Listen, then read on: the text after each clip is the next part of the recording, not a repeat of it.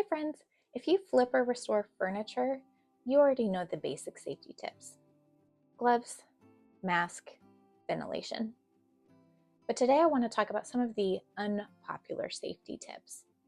The things that aren't urgent until they are. These are the things that, if unkept or undone, can quietly cause long-term damage. Let's talk about it. Some of the materials that we work with in furniture restoration or furniture flipping are actually quite flammable. Gel stain in particular is very combustible, and hopefully the last thing you would want is to have something in your home or in your garage or workshop catch fire. So how do we properly dispose of these? There's several different ways to dispose of applicators, rags, or paper towels after you've used them. Here are the two methods that I use most. Take the item, in this case a paper towel, away from your home, open them up, spread them out, and lay them on the ground. Another good option is to hang them on a line if you have one available. Another option is to take your soiled items and put them in a solid metal container that has a lid. Then grab some water and completely saturate all of the items and apply the lid to secure them in. Remember, most garage fires start small and quietly. Furniture rehabilitation should never come at the cost of your health or the safety of your family. Next up are respirator filters. Wearing a respirator at all is a great start, but respirator filters do not last forever. In fact, once they're saturated, you're basically breathing through expensive plastic.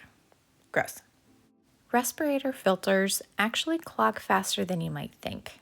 So a good rule of thumb is if you can still smell the chemicals through your respirator, it's probably time to change those filters, and they're probably already compromised.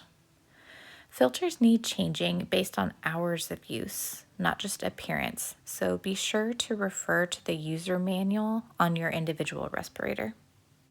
Most respirator filters are quick and easy to replace, and you can buy replacements just at your local big box store or even on Amazon and have them delivered right to your home. Lead. It's everywhere. If you only take one thing from this YouTube channel, please let it be that everything is lead until tested and proven otherwise. If you would like to know why I'm so passionate about this, I have a previous video that deep dives into the history of lead, why we all need to be aware of it, and how to protect yourself and your family.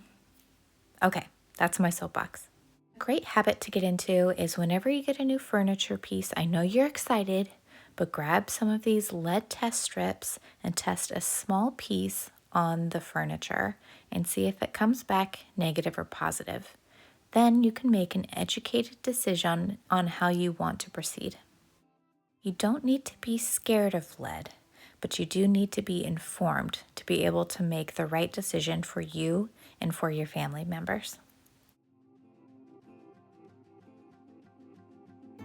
Listen, no flip is worth lung damage, lead poisoning, or accidentally committing arson in your garage. So, change your filters, test for lead, and mind your combustibles like you like having a house. If you like this video, learned something new, consider subscribing. I try to put out new videos every single week. See you next time.